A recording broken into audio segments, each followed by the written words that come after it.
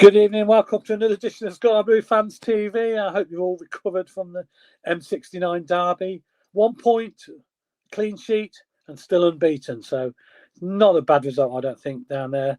Well, the short journey to Leicester was, I think most people leaving the ground on Saturday for that early kickoff was quite happy with the point in the bag and the clean sheet, and of course, still unbeaten. So we'll see what the panel think. We've got a full house apart from one. No Miles tonight, but we have got the other three. They are as follows. Claudio, good evening. Good evening, Ken. And how are you? All right? Yeah, I'm all good. Recovering from the thrilling goalless draw from yesterday. Yeah. Watching Villa struggle to score a goal today, and then yet again watching a bit of Victor, which is not blossoming at all at the minute. Is he? No, they managed to score in the last minute as well, didn't they? Or injury time, didn't they, Arsenal? Yeah. Victoria, good evening. Good evening. Good evening. How are you? Did you make the short trip to Leicester, or did you watch it? No, I didn't know, so I watched it on Sky. Right. Okay. It'd be interesting to get your view then. And Jack, I know you went. Good evening. Good evening. Yes, I was there yesterday in the thrill of the 3,500 fans. It was pretty good. Yeah, it was good. I mean, we're all disappointed we didn't score and come away with 3 points, which we all would like, but you can't win every game, as I say. And if you can't win it, don't lose it, is the famous saying. That's Claudia. Cliche man. Where's cliche man? Get him in. Certainly what happened on Saturday. So let's get straight into it, because we've got a few things to discuss, and we're going to discuss a David Speedy night coming up as well this week. We've got a big night next Friday night. David Speedy at the Walsgrave Workmen's Club. Get your tickets. We'll be announcing obviously how to do all that a bit later on, but we'll all be there on Friday, so it'll be good. It'll be interesting, and I'm sure there'll be plenty to talk about. Anyway, right, got plenty to talk about. M69 derby was a Saturday morning kickoff, all earlier. Nice breakfast for everybody, I'm sure, apart from Claudio. Claudio, we'll start with you then. What was your view of the team selection for that game? I mean, obviously surprised us with Mason Clark being out injured, didn't it? Because we didn't expect that. Yeah, because I said last night after our after-match analysis that I couldn't quite work out who was missing at first, and then I realised it was EMC. I thought, okay, some sort of tactical change maybe, or just, don't know, didn't fancy him on the day. And then I realised he wasn't on the bench either. Which, and then maybe look at the bench and thought, our bench is a bit ropey. I don't care what anybody says. Yeah, not a lot of strength there. No, and I looked and I thought, we really need more strength. I don't care what anybody says. And the fact we let Raphael go last minute as well doesn't make sense to me now whatsoever, unless they got him out because they thought they were going to get somebody in, because there's a blank space, isn't there? Yes. But and the other thing is Luke Wolfenden. I probably didn't expect him to start, but it wouldn't have surprised me, because at some stage this guy's an experienced centre half, is what we want and what we need. And it seems odd that he's left the bench at Ipswich to come and sit on our bench. So don't know. Not too many surprises apart from the fact that EMC is injured, which is a blow. Hopefully it's nothing long term, because I thought we missed him yesterday on reflection. Definitely missed him. And of course, the new guy might have to wait a bit longer now, because I think the defence played reasonably well. Certainly the two centre halves. Yes, I mean, it was a strange game though, Ken, regarding defending, because they pretty much ignored going down the middle of the pitch, didn't they? Just gave Jay De Silva a hard time. It was like Miles used to say last season, they just aimed for him all the time. Well, they did on Saturday. Yeah, they did. They had to keep their wits about them. AU's okay, but or IU, if his name is, but I don't see him as a prolific striker or anything. And I think that sort of a striker is perfect for Thomas or Kitchen to deal with. But yeah, they kept a clean sheet. That's the least you can expect, isn't it, from your defence, is to keep a clean sheet. So they did that bit. There was. We're still unbeaten, aren't we? We haven't been beat yet, which is which is a good thing. Okay, Jack, you made the short journey down the M69. Yeah, or up, as someone might say. Atmosphere was brilliant, weren't it? You know, in and around the ground, everybody was looking forward to it. How did you see the first half in that game then? Because it was a bit, you know, it was a game with very little chances, clear chances, weren't it? Well, yeah, that's exactly right. I think we started the first half the better side, and sort of around the 25-30 minute mark, I said, "Oh, we've definitely had the better of this." I know they had the couple of chances with Fatawu, and neither were clear cut, like you say, because one sort of got away from him, and I think one he just I can't remember whether he blasted it wide or it was blocked or something, but yeah. Until the sort of half an hour mark, we were certainly the better side, and then they had their period. I think the whole game sort of went in phases of we were better for 10 minutes, they were better for 10 minutes. That's certainly how it felt, because the atmosphere, like you say, was fantastic. There were good periods of the game where we felt like we were on top, we were going to capitalise, and then there were periods where we really thought, oh my God, we've got to keep them out here while they've got this sustained pressure almost on us.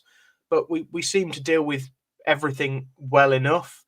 Jay Da Silva was hard done by, really. There's not many wingers that are that good as Abdul Fatawu are, and he struggled, bless him, and obviously picked up that booking in the second half and was rightly dragged off. But other than that, I think he did as much as he could. He did his best. He tried his best for sure, and I don't think anyone on the pitch didn't try. And it was a good performance all round, I think. Yeah, and I thought, Da Silva, I mean, he did well to get to half time without picking the booking up, really, didn't he? Because you say that. I think the winger was so far past him that he would have struggled to get a book in, to be honest. It needed, every time we sort of went down the wing with Tats or Radoni drifted out wide, they doubled up. Yeah, we weren't doubling up. We might have got a bit more of that with EMC on the wing, but Sante was not doubling up, defending well enough, or he wasn't there quick enough to help Da Silva out, which is really what he needed against possibly one of the better wingers of this league, who was clearly proven 2 years ago and has now had some Premier League experience. So he had a tough game, Da Silva, but like I say, he wasn't awful. He was just beaten by a better player, and so I've got nothing bad to say about that, to be honest. Just a little bit about the team. Would you have started the new guy, Wolf, at the back? I'd struggle to, because he hasn't played minutes at all yet this season. I think that's a big worry, isn't it, fitness-wise? Yeah, he's still integrating with our squad. There's that. And also, Bobby and Kitchen, I know they were really poor against Derby, or Bobby specifically, and the second half against Oxford, again, specifically. But did enough against QPR to warrant a clean sheet, and it was a Rushworth error really that he ran out into no man's land. And then against Norwich, again, the goal wasn't either of their fault. It was a poor bit of hold up play from Hadji. They capitalised, and Milan was nowhere near his man, and the guy scored. So they haven't warranted being dropped per se yet. And now a clean sheet on the road away at Leicester is fantastic. I do see it hard for Luke Wolfenden to get into this team just next game. However, like I said when we signed him, come the October international break, if he's not starting the first game back, what game would that be? That would be home to Blackburn Rovers. If he's not starting that game, he should be knocking on Frank Lampard's door going, right, what's going on then? Because it takes time for his fitness to bring up. It takes time for him to be integrated. But come 8 weeks down the line, it will almost be. At that point, he needs to really start. Yeah. Well, it'll be interesting, because it's a difficult decision for Frank, obviously. He's brought him in, and the fans obviously want to see him. But he will get his chance eventually, I think. He's just got to be patient, I suppose. Yeah. And the longer we're playing well, then everybody's happy, aren't they, if we keep in clean sheets. Vicky, good evening. How are you? Good evening. You were watching on TV. You had the luxury of watching on television, so you had views from everywhere. We only have one view from our corner of the ground. What was your feelings on that first half? I think like Jack summarised it quite well because I pretty much share his view that the whole game felt very much like both teams had spells where they were on top and then it went backwards and forwards, and so pretty much in agreement with Jack on that. I thought we started well. I was happy with the start, and I thought it's one of those things actually that I guess it's probably what's interesting actually about when you do the first analysis post game versus like now when you've had time to reflect on it, and I guess it shows how much we've come on as well, because I was hoping for a win and I was disappointed, but on reflection it was actually a really decent performance, like a solid defensive performance, like a clean sheet, point away from home against a Leicester side with like Premier League quality. And so some of the things I was grumbling about yesterday in my mind, I feel better about today when I've had time to sort of dwell on it and think actually that's a good marker that we've put in a competitive performance against a team that's just come down, and probably our toughest opponent so far this season, and we weren't embarrassed by them, and we competed in that game, didn't we? And we had chances. We could have nicked a victory there. Overall, I'm feeling fairly positive about it. Yeah, I always got that little feeling we could probably nick a goal here or there, but it didn't happen. But just the way the game was going, I thought it was going to be either a draw or one odd goal was going to decide it. And but at the end of the day, I thought that's the best defensive performance from us this season. I did so far. But it's early days. We're going to give a shout out to Rushworth, haven't we? Because I mean, Leicester did breach a couple of times, but he that was probably his performance of the season, and probably the player that we'd look to bring in and give him confidence as well, won't it? And we all know that, like at both ends of the pitch, it's all about confidence, and so I think that Rushworth put in a good performance, and that's something he can build on now as well. A bit like Dovin at Norwich last season. Norwich away last season, I thought Dovin had a really decent performance, and he really then built on that, and until he got injured, was really going. And it almost feels like Rushworth could probably do the same from yesterday's performance. Yeah, because it's a massive confidence thing with goalkeepers, isn't it? And I thought he did everything spot on. Yes, on Saturday. I thought he dominated his box, and he made some crucial saves at crucial times, kept us in the game. So, okay, Claudio, we got some comments coming in, but I can see them coming in. Yeah, we have. I'd like to say as well, when you look at the two squads, they were able to change both their centre halves yesterday for yesterday's game, whereas we can't do that, and that's where we need to be at. We need somebody else with Luke Wolfenden where they can go, oh, we're playing, I don't know, Sheffield United today. We're going to change both our centre halves and not have the crowd belly aching thinking that these players have been dropped when they're just being rotated. Yeah. If you get a good enough squad, you can do that. They changed at least 4 players from the team from the week before. But we're not in that position, are we? Because if we were to make 4 changes, it'd be a disaster, wouldn't it? And that's where we are as a squad. So, but we need to be in that position where you go, okay, especially centre halves, because at the end of the day, we've only got Luke Wolfenden now. Really, I think is, we've got the youngster Perry, who's played a couple of pre-season games, hasn't he? And but he's nowhere near. Nowhere near now. Although they've got a lad that can bring on from Woodend, Monga, at 16. He's the oldest looking 16 I've ever seen. How did we miss out on him, by the way? Well, he was with us when he was about 8 or 9, wasn't he, or 10 or something? I think. They took him off us. Oh, okay. Yeah, took him off us. But yeah, I agree that bench-wise, we haven't got the strength, but you've got to remember they've just come down from the Premier League. They've got a big budget. They've got most of their players still there. I know they sold a couple, but majority of their squad's still there, isn't it, from the previous season? So they're going to be there or thereabouts at the end of the season, depending on, obviously, this points deduction thing, which we don't know whether it's going to happen or not yet. And also, if you're neutral watching that, they'd have probably said to us, "Oh, this looks like a goalless draw all the way," because although they had the one real chance, but we had a really good chance as well. I think where Asante took an air shot. When he had time to control himself, and even had you with that shot in the second half. Yes. But, they had the big chance, didn't they, really? Yeah, that was a massive chance, and it was a great... He should have scored, and that'd have been it, 1-0. But But really, there wasn't a lot in it. And the XG shows that, according to the XG, neither team should score, basically. So it was, I think, a really good performance and a good result. Oh, yeah.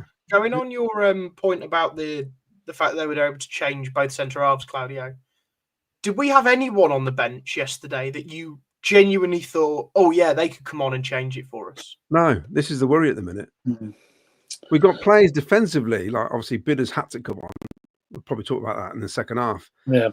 Analysing the second half. But yes, and that's the issue at the minute, isn't it? I think. And we know that as fans, and they know that at the club. They're not daft. You're not telling me Frank Lampard and Dean Austin and all that lot, Edwards and whoever else, don't realise we need more or better quality, I should say. I just think they've probably missed out on a couple of good players, probably that we don't know about, and we'll probably never know. I think so. I reckon they let obviously Raphael go, thinking they're going to bring somebody in, because that seems like a strange thing to do. But hey, we are where we are. We're still unbeaten. You know, us and Middlesbrough. So, and I watched the last 5-10 minutes of the Sheffield United game because my youngest boyfriend Charlie's a Charlton fan, so we sat there because come on, let's watch the Charlton game. And I jumped out of my seat like he did when Charlton scored. I couldn't believe it. I was laughing, absolutely laughing at that. And I've got to say, Hamer and O'Hare, they look the shadow of the players they were when they were with us, without a shadow of a doubt. They just don't look it now, and I think they could do a Luton. I've got them predicted as going up straight up, but at the minute they could really go down. That's how bad it is, and we're nowhere near that. We are so much better than that at the minute. Chris Wilder didn't have the homecoming he expected, did he? No, and it's interesting when they conceded.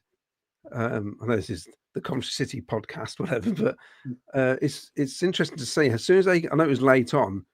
It's almost like somebody pulled the plug out the Sheffield United team. They look so as if they're saying that's it. So it's a shame we're not playing them soon, to be honest. Yeah, because that's 3 points. That is at the minute. Yeah. There you go. Rich T says, sorry about that. I just had a little. Rich T. So team, what do you think Frank's plans are for Wolfie? When will he come into the starting 11? Oh, you jumped the gun. I already answered that. Yes. Unbeaten, but 6. Lol. 4 draws, 2 wins. Where's he? He's a Middlesbrough fan, is he? Why is he? Don't know. I can't work him out. Paul Stratton felt like 3 points yesterday. In the end, 6 games and injuries starting to mount up. Alan Eccles on to ensure we got a point. Will it be the same when we're chasing a point? I think it will. I thought Haji Wright struggled a bit yesterday. Mark Patman, even though we played well on Saturday, it's a shame Mason Clark wasn't playing. Boring draw though. Just about Wright, Claudio. Sorry, just about Wright. You're just saying that because I don't know if you. So on the TV in the first half, he got clattered from behind and he was holding his ankles like. I was thinking, he was not injured. And then in the second half, he was doing the same, and so I don't know whether he picked up a niggle because he just didn't see him. He's been really sharp this season, and he just didn't see him on it yesterday. And I just wondered whether that was like a little nickel from a knock he got, and hopefully it's nothing more than that, and he'll be able to win it off, and it'll be okay. But I think that maybe that had some influence on it, just from what I could say. Yeah, and he got nothing for that, did he? No. Wayne Ghost. Hi guys, unfortunately I missed the game due to work. A clean sheet away at Leicester is a great result. We can beat them at our place. Dark Fart says we're dropping points again. Can I just say to that, sorry, I actually see that as a point gained. If you talk about the Oxford and Norwich games, I'm quite happy to say that's 2 points dropped in each of those games. But yesterday, that's a point gained.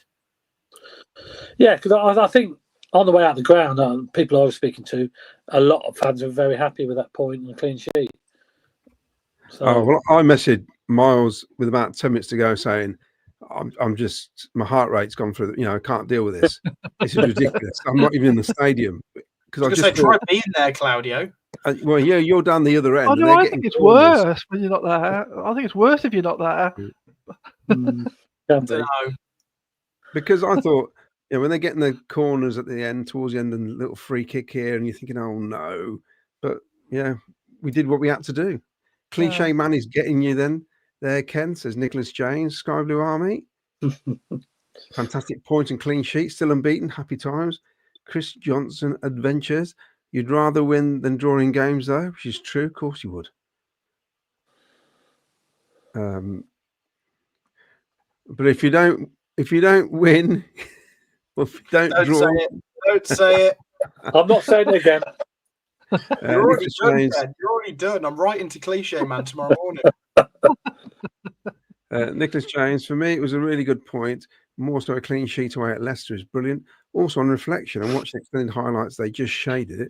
And also, we've only conceded one goal from open play in 6 matches, which is brilliant. So I think that side of things we're probably getting right. It's from set plays. I still think we're dodgy. I'd rather draw than lose. Of course, you would. Paul Quittyfoot, the last 3 years or more does not make sense in the transfer windows. We've got a few quality players, but we need more. The squad is poor on the bench every season and does not look good. Is Cash, that is, I reckon. Yeah.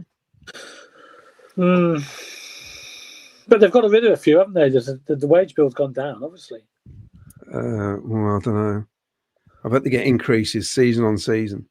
Evening team, remember they finished in the top 6 playoffs. I mean, there are all sorts of stuff that's going to be in their contracts like that. Evening team, unbeaten, good away point at a strong team, much improved team defending. Plenty to be positive about, but wafer thin squad.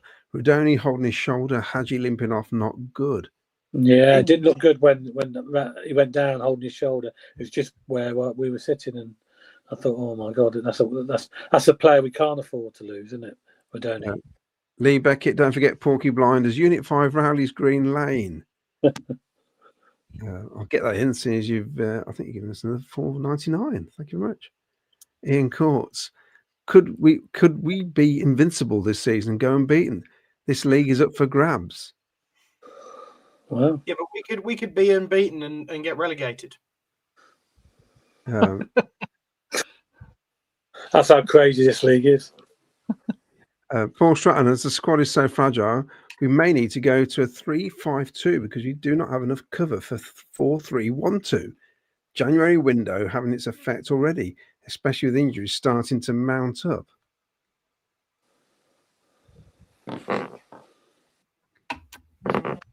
Rudoni landed on his shoulder badly. That's a worry, says Janet. Yeah. They're funny things, shoulders, once they've been dislocated. Nicholas James, again, I've said all along that Carl Rushworth is a top keeper, and reflecting on the season and how many goals could be said to be his fault, he is doing really well. And Saturday showed his class. Craig Robinson from Sky Blues Fans Forum. Good evening, all. It's D'Artagnan here, Claudia, from the Four Musketeers. That's an in-joke. Good point yesterday away from home. The Leicester fans in my neighbourhood weren't happy. I bet they weren't. Did you see that sort of TikTok? It started appearing on my phone. Some geezer Leicester fan interviewing some Leicester supporters after the game. My God. No one ever said. Just, yeah, not the brightest. Absolutely. I have to say that. I'm sorry if I've upset anybody. Mad Frankie, best defensive display of the season. Not many will get anything there. Jam window. Crucial. As we're nearly there. Yeah. Not quite there. Still quite a few games to go before we hit the January window.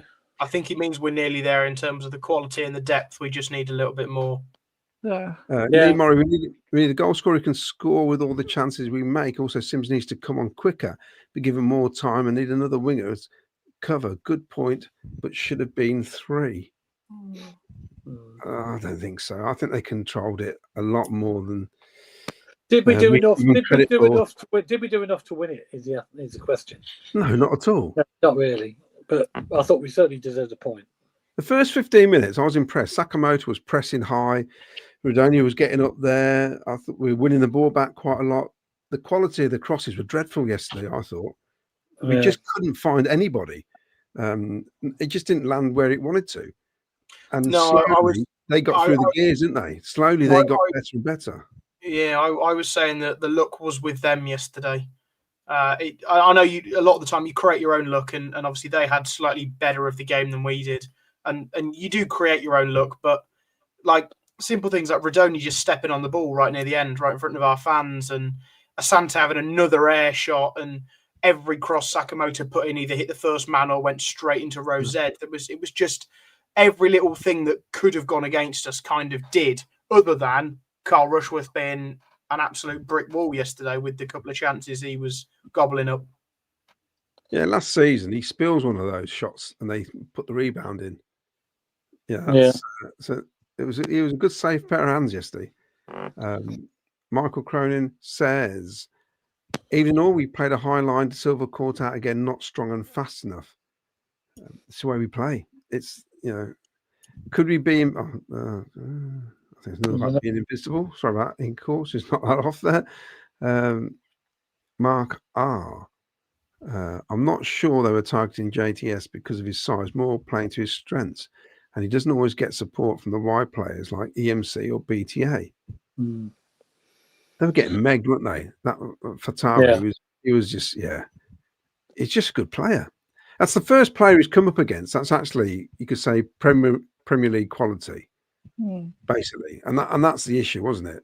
Out of all the players he's come up against, that's the best one. So it showed you where he is and where Jay is. Lee and Josh Clark, looking forward to the Birmingham game with relish. Just wish we could find a way to fill the corporate stand. Seems such a waste. It's a bit expensive. That's why.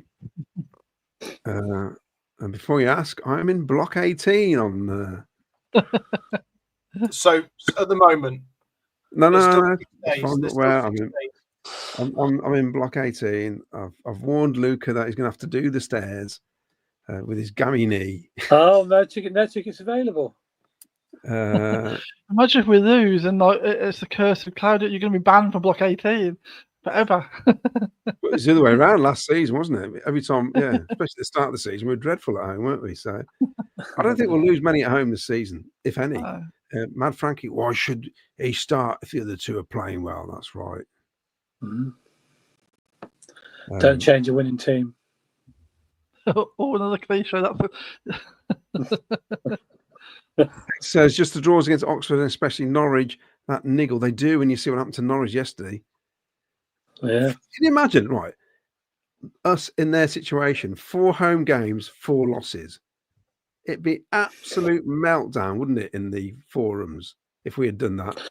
With us lot, yeah, definitely, without a doubt. I mean, my cousin's a Norwich fan. He stayed with me last night. We watched the highlights. They were awful. They were so bad. And he wants Manning out already. We should have beat them 5 goals last week. It's simple as that. We know and they had all the luck in the world, didn't they, against us, really? Which is why I thought, we got a credible goalless draw. We didn't lie down to get it. We didn't time waste. When the thing went up for 4 minutes, Rushworth didn't sit on his arse, did he? Pretend he was injured. No. We played it honestly, I thought. Yeah. I thought it was a credible draw, really good draw. I'm more worried about Saturday because I work with 2 Blues fans. Darren Wayland, I can stand by what I said a few weeks ago about having faith in Rushworth between the sticks. I'm glad he had a solid game. We go again against Brum.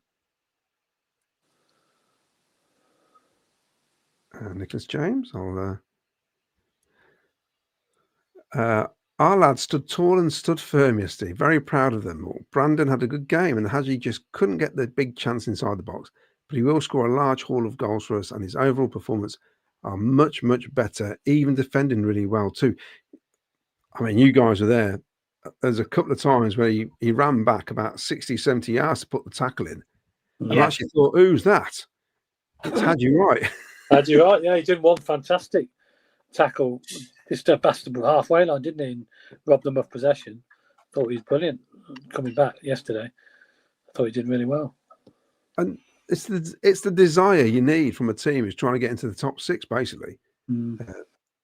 Finn says, let's make sure we take 4 points from them lot this season. I think We will do them at our place. So a point is a decent result. Mark R. We showed the resilient side of our game. We've not had to show any resilience so far this season. Still plenty to work on and improve, but it's a much better base than, say, 12 months ago. Rushworth, good keeper, be good competition when Doven is back. That's from Chris Armstrong Adventures. Will King has reposted this stream. Thank you, Will. Hopefully you've reposted it to your brother. David Granigan. My only worries are that at first we couldn't defend. That's starting to look better now. Our attack seems to be about off. Don't get me wrong. We have a good start, but we need to get back to winning ways. Yeah, we did play Leicester though. It's it's one of those things, isn't it? It's Leicester have way more financial clout than us. It'll take us years from now to catch up to where they can afford to have quality players on the bench. And the thing is, Wayne's right, because they got 12 points looming over them, yet they're still signing players, weren't they, in the summer for big money? Yeah. And we're struggling to get one for 4 million. Let's hope the Wolf doesn't end up doing a Rodriguez bench warmer.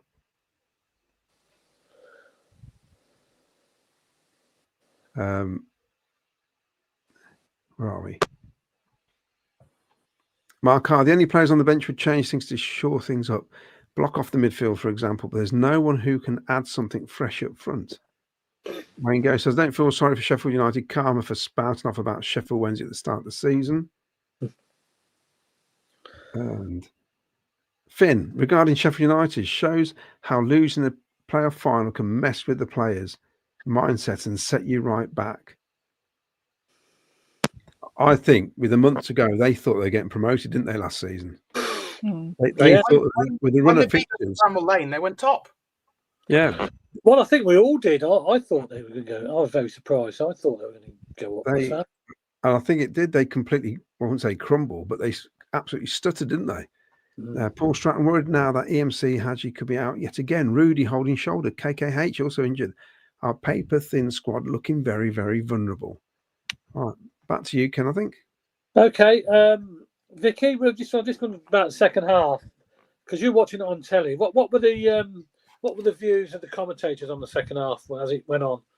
Were they quite kind to Coventry? Because normally we normally get the rough end, don't we, of the commentators? Oh, yeah, well, I do listen to the commentators because they generally just talk rubbish and they always favour like Leicester type teams, don't they? So it just drives me up the wall. So I remember that they were annoying me in the first half, and I can't even remember why now. But yeah. I mean, I think the second half, it was more just about securing the point by that stage, wasn't it? I don't think we looked so in it at that point. I think it got to the stage where you just think we just need to hold on to this point now. And I think a few people said in the comments it was about resilience at that point. And I think that I suppose this guy did give credit for that there was resilience and that we were in the game. I think like a lot of people have commented that it's the depth, isn't it? Because I thought Torp faded out in the second half. I was about to say that about Torp. Do you think he looked a bit tired in the second half? Yeah, and he just really faded out. But we just had very little options, didn't we? I mean, I thought that's just the trouble, isn't it? It's just you get down to a few players being injured, and you're just really looking out of options. But yeah, so and they were bringing players on, and you're just thinking some of them would have started in our team, and we've got a player that looks like he's sort of tired now and it probably needs to go off. And what have we got to bring on that's going to really make a difference? I mean, I was glad to see Eccles back.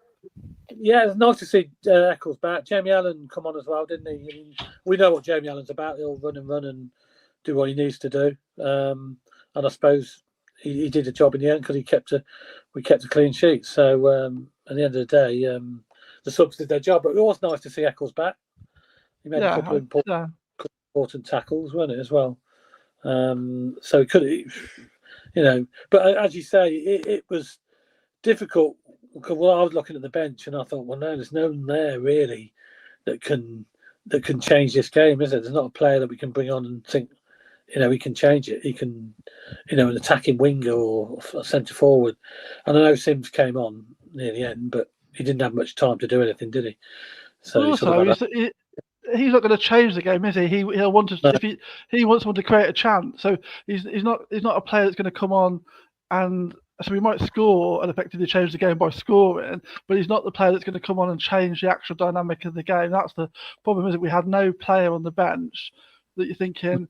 So because we've spoken about on Thursday about whether you start Sakamoto or Asante and the fact that they offer you something different. And obviously, if EMC hadn't been injured, then one of them would have been on the bench. And if one of them had come on, that does offer you something different. It does change things up. And we had just nothing like that at all. So that's the problem, isn't it? And I think, like Claudio said, it makes the like loaning out of Raphael just odd. I mean, I was surprised anyway, but when you just start to see what happens once you've got a few injuries, it makes it even stranger. So yeah, so they could have hung on to him till January, surely, and then loan him out in January. Yeah, that's what I thought. Everybody's surprised he went. It was a last minute Raphael, and I thought, well, they must have. We all automatically thought, well, they've got to have somebody lined up. There's got to be somebody coming in if they're going to let him go this late. There's not enough energy. It's weird, isn't it? There's not enough energy on the bench to come on, I don't think, with that bench on Saturday. But also, when you bring someone like Ellis Sims on, you've just taken Sakamoto off, who's one of your better crossers of the ball.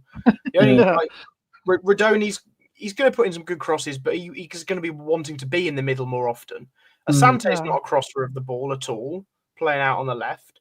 Bidwell, the one chance he had to cross the ball, he sort of mistouched it and it went out for a goal kick. And he's less of an attacking fullback anyway compared to like a De Silva. So the fact that Ellis Sims comes on, you've lost all your crossers.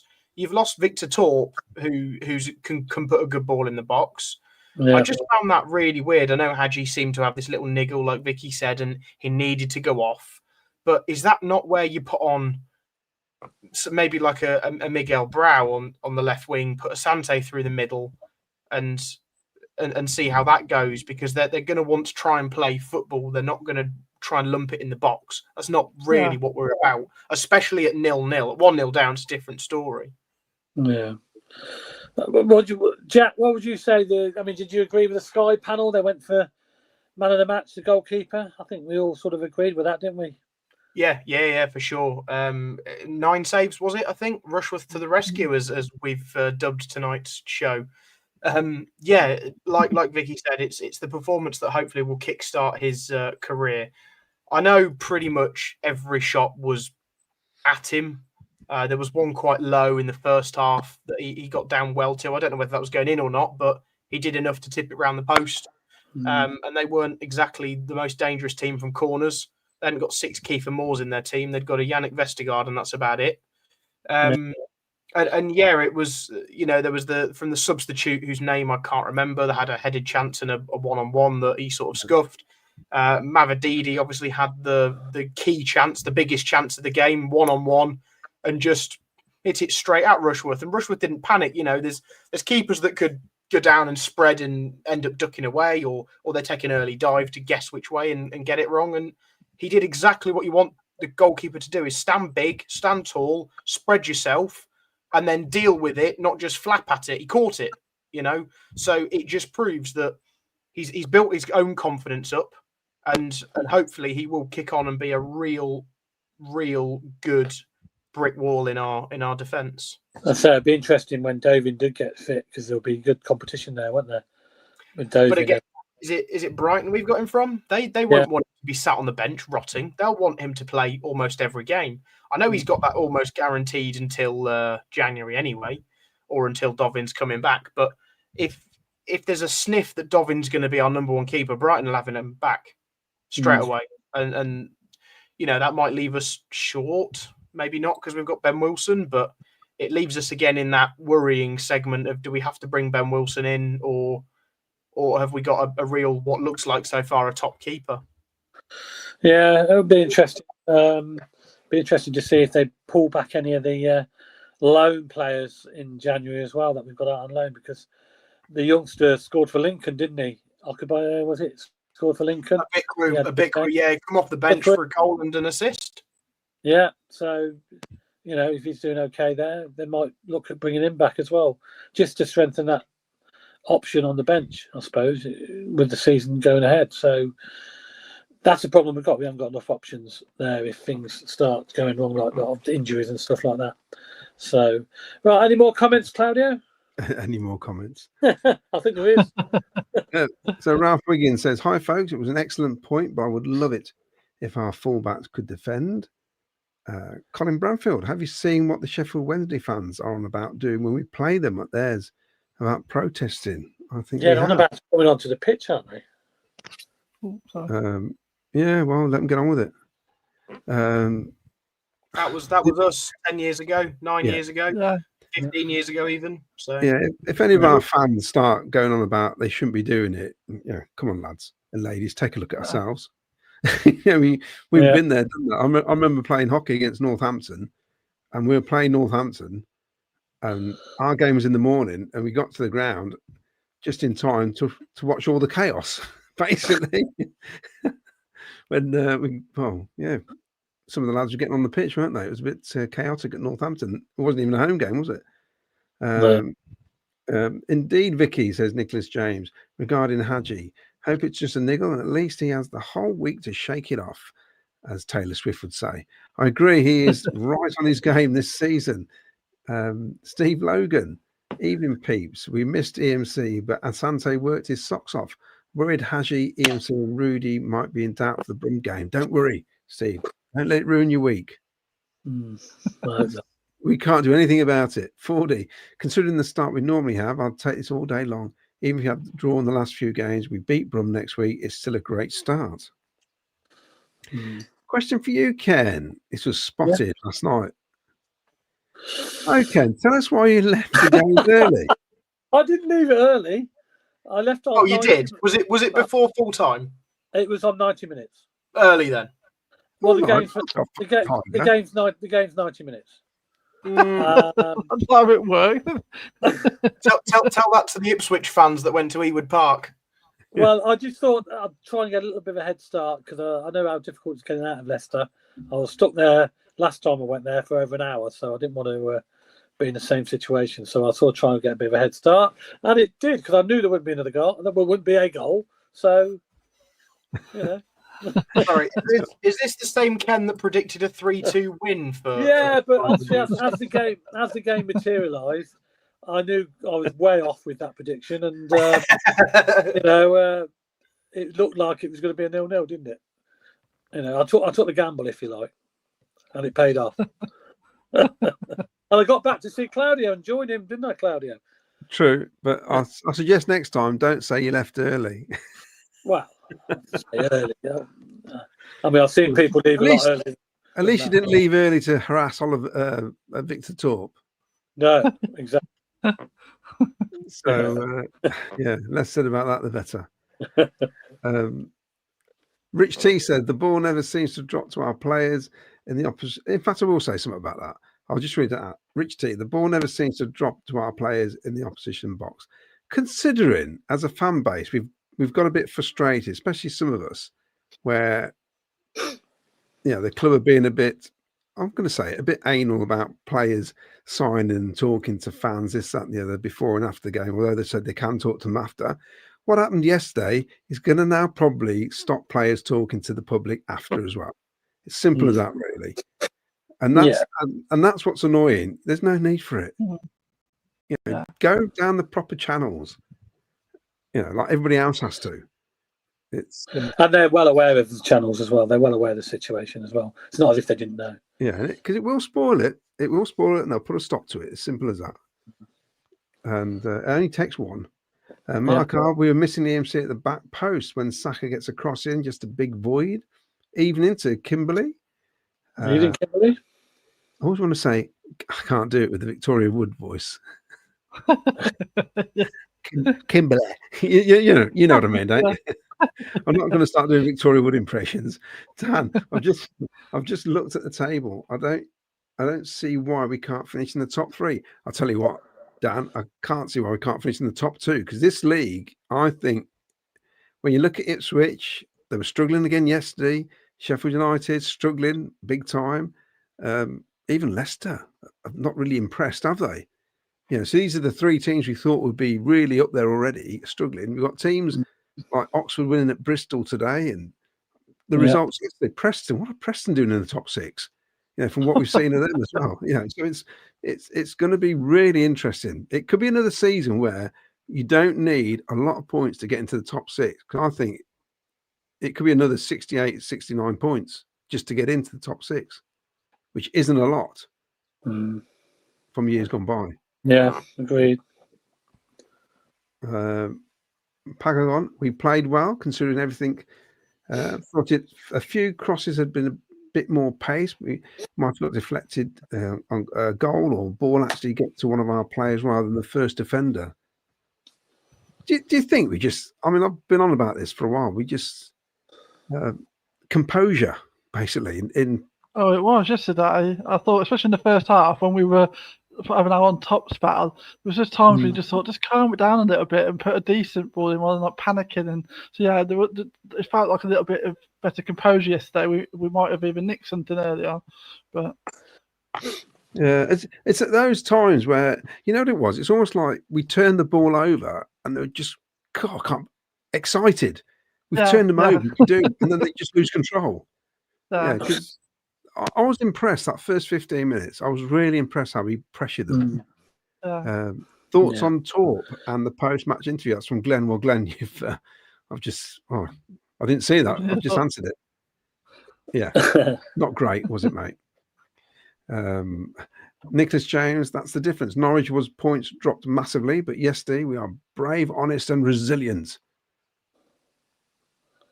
Gusto Audio, I'll put this up because the writing's bigger. Some poor decision making around the box v Leicester, like BTA trying to cross on the byline when Hadji was in space for an easy cutback, or Bobby giving it away instead of a simple pass to Milan.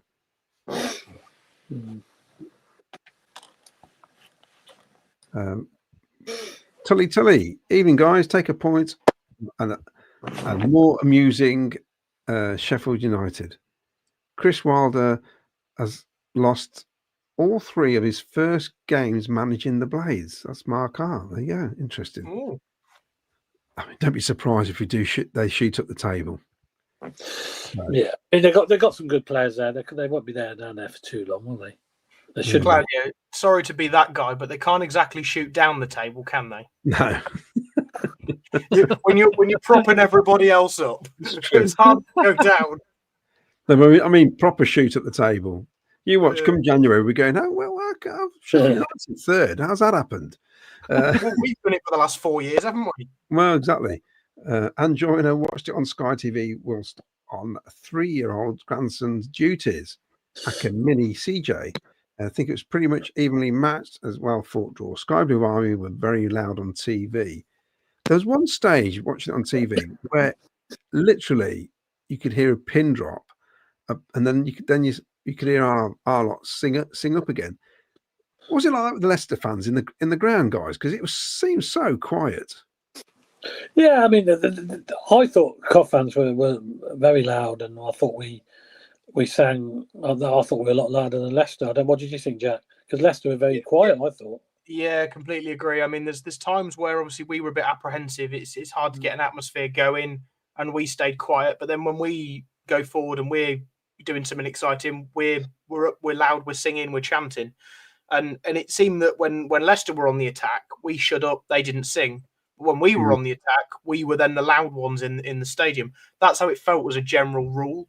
There was some good banter between the Leicester fans and ourselves. I will say they started a round of Champions of England, you'll never sing that, and we responded with "I've got 5 fingers, you'll never sing that," which was quite amusing actually. I don't know if that could have been heard on telly, but that was the pick of the songs for the day, I reckon. And also that banner that they put up in there. Oh, that looked like it said very much. It looks like CCFC from where we were, didn't it? That was just a giant Tesco carrier bag from Temu, I think. I mean, really, just do the fox, surely, of all the things.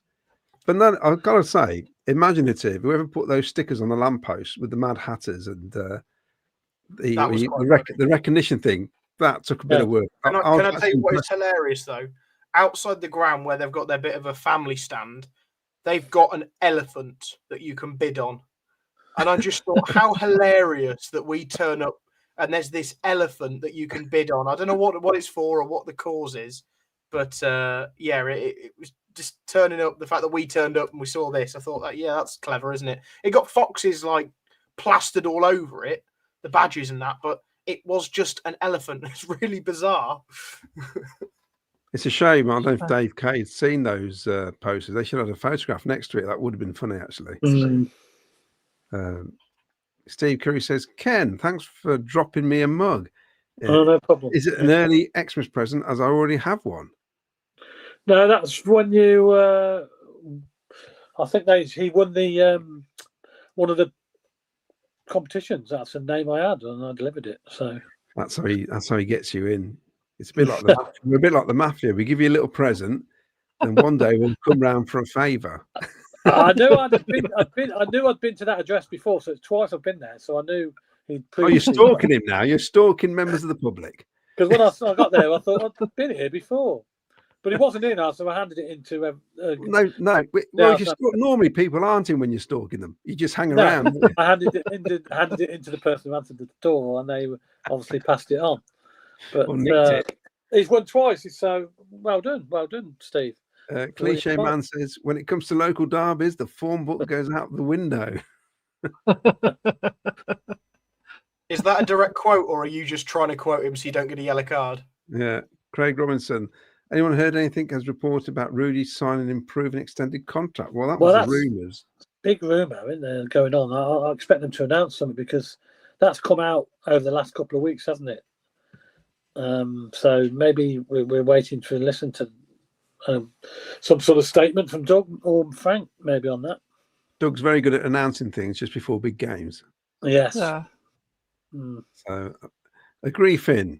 We're going to rely on Hadji too much. Need another striker option, quality striker can finish with head or boot. That guy they got, I think it's from Feyenoord, that Kranz. That's a season-long loan. So he must still have cash, you see, if they can do stuff like that.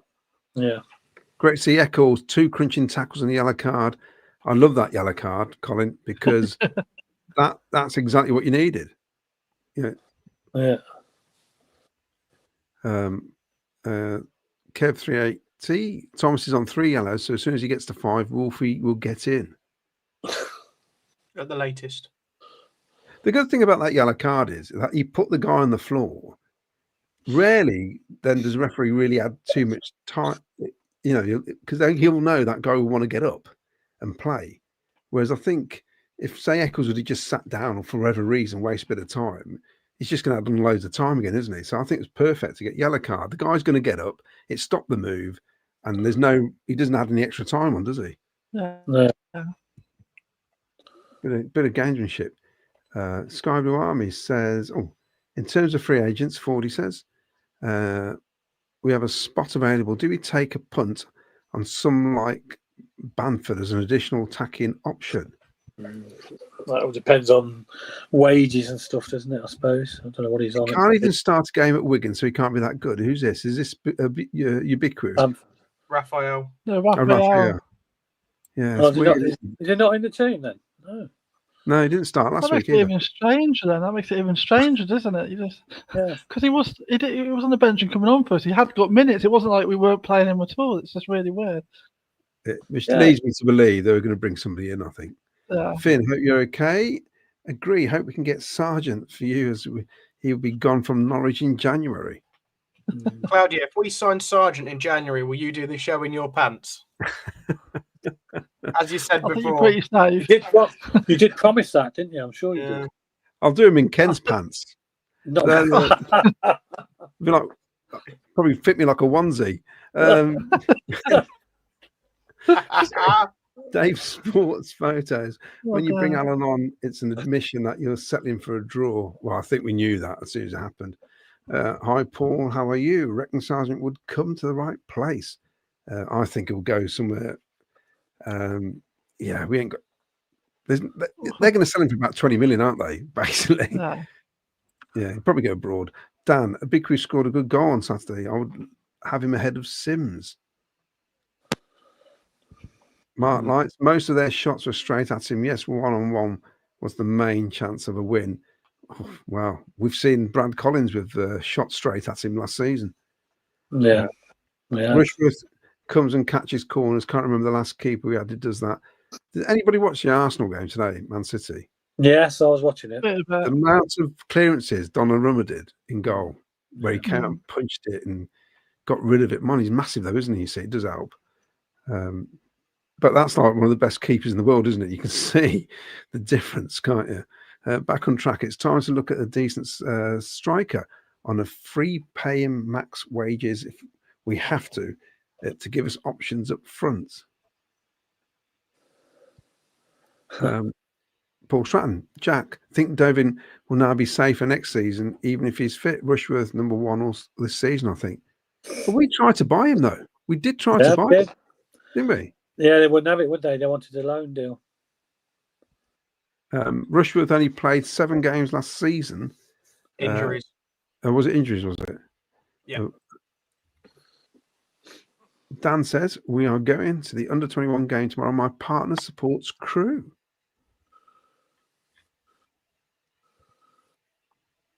Yes, like and subscribe, everybody.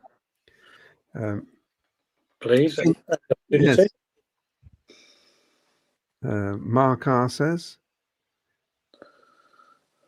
leaving early is a crime, Ken. Should we strip his loyalty points immediately? No, well, look, I stayed for 90 minutes. Minimum.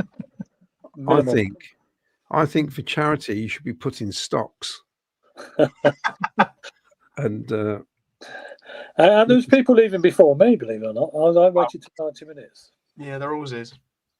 Especially away games, yeah. I do feel for families with young kids, because having had young kids, you can guarantee they want the toilet.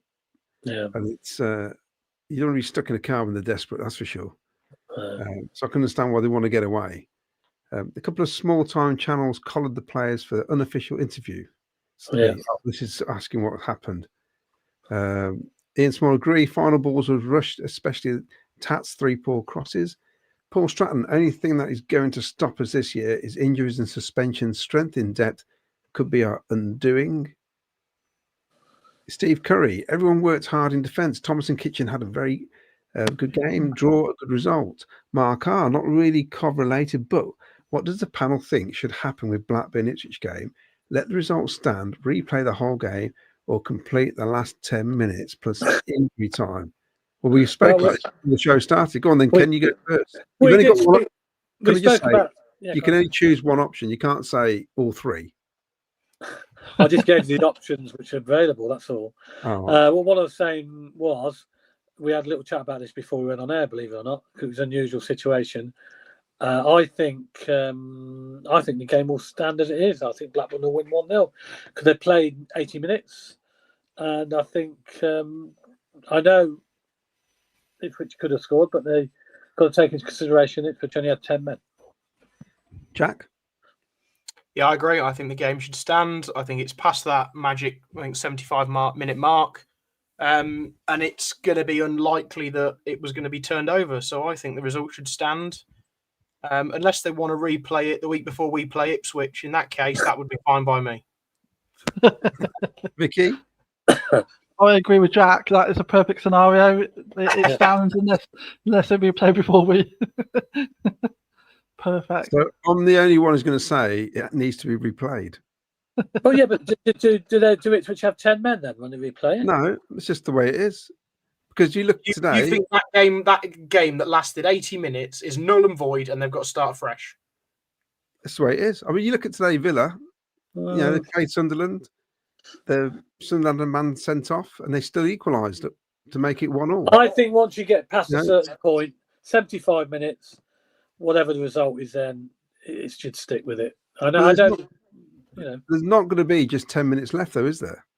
No, there might be more, but you've played the majority of the game. It could have been 20 minutes left with the added time. It's So I do feel sorry for the Ipswich fans who obviously travelled all the way up there, and the game got abandoned, and you don't want them. They've got to travel back up there again.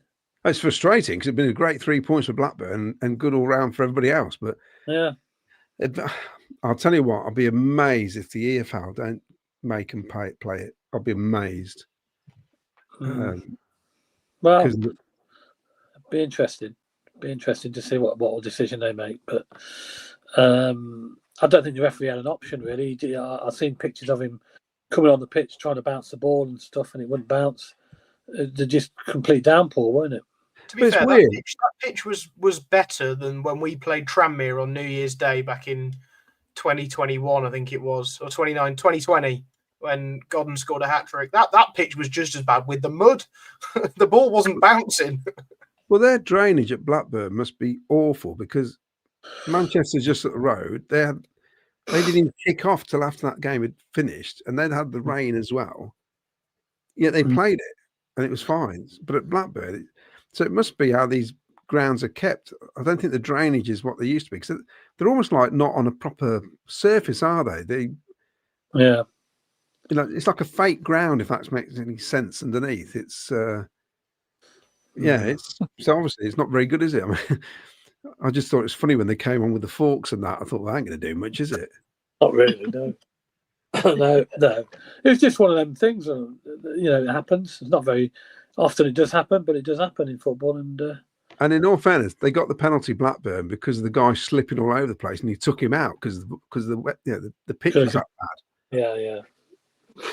So I mean, Ipswich will be delighted if it gets replayed, won't it? Because they'll have 11 men again, and the red card will be rescinded, I presume. Yes, or null and void, isn't it? Yeah. So.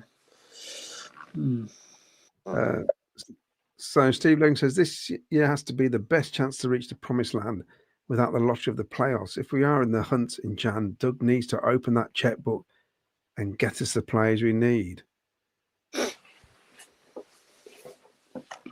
Anjoina felt sorry for Torp being ambushed for that interview. Yeah. Rich T, you can only hear the Cov fans on Sky. Craig Robinson, Jack needs to change his tag on his screen from Jack SBFTV. Why? Yeah, I realised when I went on the Leicester podcast on Thursday, I put Jack SBFTV because they've got a lad called Jack as well, who we had on ours. So I made sure to add that tagline, just get ourselves out there a bit, and hadn't changed it until I saw that comment. So I've just put it to Jack now. Yeah, but he's put that you should say Jack in the Hat, and you haven't put that. Yeah, well, Miles told us ages ago that we have to keep our names short because otherwise it stretches across the whole screen. Yeah, so I'm just doing as Bossman says. Yeah, but he's not here, so we can do what we want. Maybe a bit like Cliche Man, we'll get a yellow card. Paul Stratton, we have live and die. What do Leicester have when you're smiling? Come on, I know. Is that what they were singing? I'll be honest. Yeah. We I can drowned work them it out. We absolutely drowned them out. I couldn't hear a word of what they were singing. Yeah, that's what they're trying to sing. That's a strange choice. Surely they should sing something by Engelbert Humperdinck, shouldn't they? He was from Leicester, wasn't he? Or even something by Kasabian, which is like the equivalent of The Enemy, isn't it? Yeah, you'd think they'd have one of their songs on, wouldn't you? Yeah. Mark R, talking about bad banners, the Sheffield United Chris Wilder banner they had yesterday was appalling. Wayne Ghost, they must have had some big offers for Rudy to sit him down and agree a new contract so soon. He deserves it. Yeah. Yeah. Will Lincoln City accept Sims on a loan swap for Ibiku back? Who said that? Ian Small. Oh, Come on, Vicky. I'm trying to wind you up there, Vic. I probably could have guessed Ian, to be fair. Liam I've only just realised I'm watching live. Hello, everyone. I was happy with the point yesterday. I am, however, still worried about squad depth. Dan, what impressed me most of Saturday, we can now park the bus if needed. And join her. No, please not Claudio's pants. And you're not the one wearing them. And if they're like the ones I bought for me holiday in Italy, you can fly them. They're massive. Steve Curry, thinking of getting a restraining order on Ken. My missus has just counted all the mugs. I have 6 now. 6? Where do you get the 6 from? You stalker. I haven't been there 6 times. I've only been there twice. that we know of. Colin Bramfield. Don't know what was up with Tats. Just didn't seem to be on his game. Superfan number 1, Claudio. How was Gyökeres? I'm hearing that he's looking a bit out of his depth.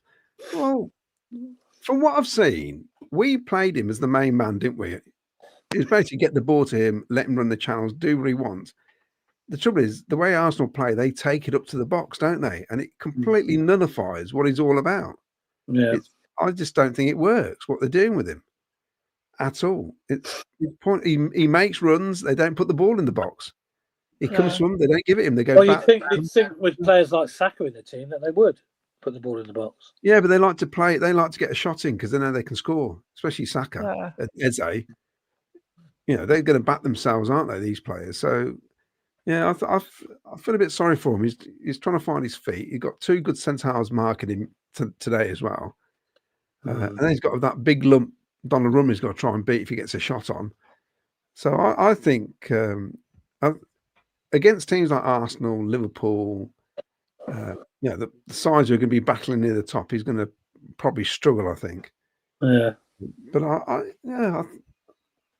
just think it's the way they play. Doesn't suit him. If you watch them against Sporting, so against Sporting, it was all counter-attack.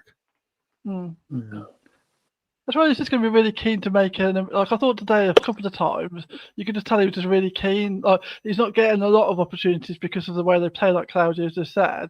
So when something comes, he's probably just a bit over keen sometimes, and that doesn't help either, does it? Because he's just desperate to, I suppose, like settle in and sort of show what he's about, and so that doesn't help either. So, I mean, he's got 3 goals, hasn't he? So it's not like he's not scoring, and it'll come. It's just. I think he'll benefit them. I think he'll score quite a few goals this season. He'll be definitely in double figures. I think. Yeah, it'd be great to see him do well because just think how good he was for us. Wendy Heron, you could raise a lot of money for charity for Claudio not to do the show in his pants. Yeah. Wendy's right. I'd wear one of those bodysuits that makes you look like you got a 6-pack. Day Sports photos. Claudio's 100% right. Replay is the right decision. I remember many years ago we were losing to Sheffield United at Highfield Road. It was abandoned. We won the replay. I said that to my wife. Really? How long ago was that? 72 3 season or 71 72. Okay. I think it's 72-3 season because we played them at the last game of the season in the end. I know that because the program is different to the rest of them. You know that because you're sad. Yes, true. Hey, you're the stato. And Joiner, Cov fans were loud and proud. Couldn't hear the Festa Rams. I think Festa fans. Sorry, Vicky, says Ian Small. He's apologised. Could the clock be stopped for goal kicks and restart when the goalkeeper kicks the ball? Some goalkeepers take forever and it ruins the flow of the game. I heard somebody talk about this, saying have a 60-minute match. No, I want it 90 minutes, and we would have nothing to talk about, would we? But they say 60-minute match and then stop the clock every time the ball, like rugby, sort of. As soon as it's out of play, it stops, and then when it's back in play, it starts again. It'd be amazing how many minutes is extra. 50 to 60 minutes anyway. Yeah, but the Norwich game wouldn't have been home for 4 or 5 hours. No, but they wouldn't have done it because they know the clock's being stopped every time, so it would stop that sort of thing happening, or at least vastly decrease it. Yeah, but it still kills the flow of the game, doesn't it? Yeah. If you stop, that's which is what they achieve. So if you know what I mean, if you stop the clock, and you stop it for everything, say, it's not going to help anything. They're still going to break the game up by just stop playing. Yeah, it's no, we don't want to get Americanized. It's Americanized enough when they keep talking about quarterbacks and offense and defense and nonsense. You just need referees to be stronger, don't you? You just need referees to nip some of these things in the bud, like a warning early, a yellow card early if it's really bad, and just stuff like that. Just be a bit stronger. I mean, I don't know about you, Vicky. I never noticed a ref yesterday, really. No. Yeah, it was in the first half, but I thought he made a few decisions that were very pro Leicester, but other than that, no, not a lot. Yeah, he wasn't too bad. I suppose we've had a lot worse, haven't we? But he was a bit niggly. Some of the free kicks, I suppose, we didn't get, and nor did they. So he pretty fair, I suppose. When you. But it was two teams that wanted to play football, so they didn't have to get in. Neither saw Leicester did what Norwich were doing last week. We both were looking to play a game of football, and that's what fans want, isn't it? And so the ref didn't have to get involved in much of that sort of rubbish. That's better anyway. Yeah. Wayne goes, perhaps the goalkeeper should only be allowed 10 set tops to release the ball. Well, they've got the new rule, haven't they? The corner will be given if they hold on or take too long with the ball, the goalkeeper. Yeah, I haven't seen it implemented yet. Have you? No, not really. There's been a couple of corners been given in the first two games, but yeah, nothing. Really. If he has more than 10 seconds, he gets warned once, and the referee will count 10 seconds, and if he's more, he will give the opposition a corner. Well, apparently he's meant to count 1, 2, 3, then put his hand up and do the fingers down to from 5 to 0. Yeah, but you can't do that. For Leicester, you can't do that. Sorry? For Leicester, you can't do that. Well, because you've got 6 fingers. Yeah. So Colin Bramfield, there was a game 2 weeks, League 2 player got stretchered off. Away team came off the pitch, refused to come back on. Match abandoned. EFL would not rearrange the game, gave the home team the win. Yeah, but that's because the players decided to do it, not the referees called the game off. I think this is different, Colin. Kev 380, my daughter's team, Camden Court under 16, won 4-2 Leicestershire yesterday. Came back from 2 down, turned into a real M69 derby. I like that. I noticed, what I did notice on the way down the M69 with a few, I don't know if you noticed, Jack, the flags on the bridges. PUSB, all compound flags. Yeah, there were positive coming into Leicester. Yeah, positive ones. Yeah, positive. For us. No negative ones. Yeah. Which was nice. And Mark R says, I'm correct in thinking a pair of City fans walked to the game yesterday to raise money for charity. If so, anyone know their details? No, I didn't realise that. I'll tell you, did do it. From the photo, it looked like Jodie Turner. Jodie Turner did do it. I think there's about 5 of them. Yeah. Okay. All right. I think we need to promote this, don't we, Ken? Yeah, we do. Yes, we're going to go on to bits and bobs. Now, this David Speedy is coming up. It's come round quick now. It's this Friday. There is tickets still available, £10. Tickets are going really well. So get your tickets in. You can contact Walsgrave Working Men's Club or give them a ring, or they are available behind the bar if you want to nip in, if you live in that area. It's only £10. It'll be a great night. We'll be all there. We're hosting the event.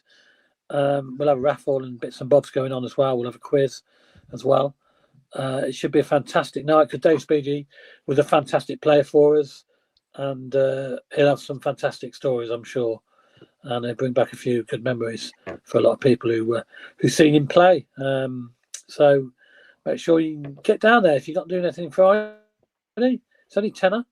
Walsgrave Working Men's Club, and it'll be a fantastic night. Say £10, you can't go wrong. There'll be plenty going on, and I'm looking forward to it. Are you looking forward to it, Claudio? I am. Yes, I am actually. It's nice to have a night out. Yeah, we'll all be there. We'll all be there. I'm sure he'll have some interesting stories to tell.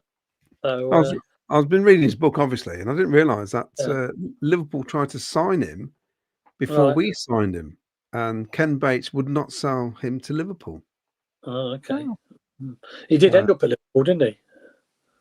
Did he play for Liverpool in the end? He did play for Liverpool, did he, Speedy? After us, yeah. After us, yeah.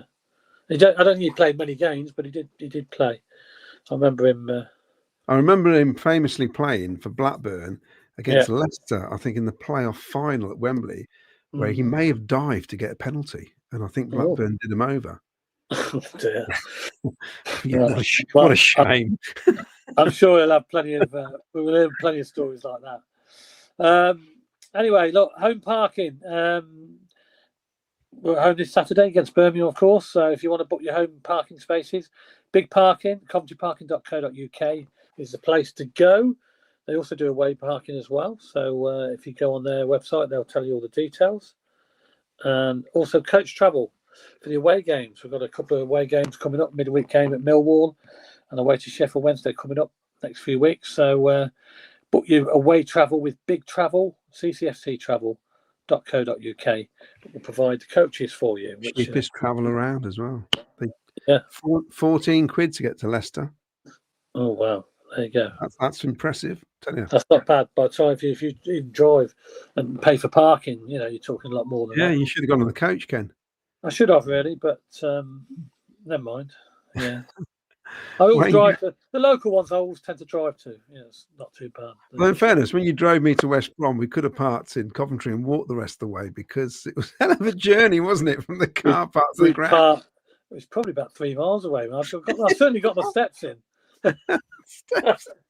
And then we're stuck in the car park for how long? Afterwards?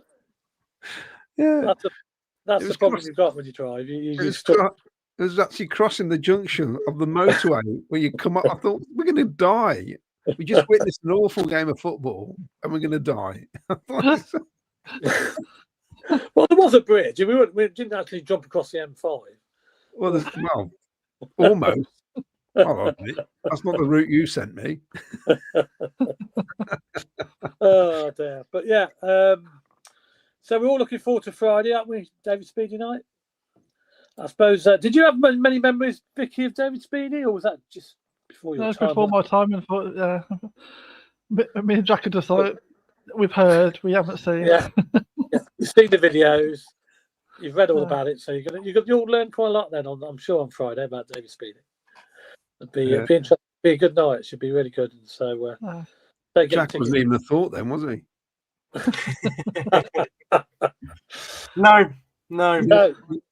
You know what's really sad is that this is nothing to do with football.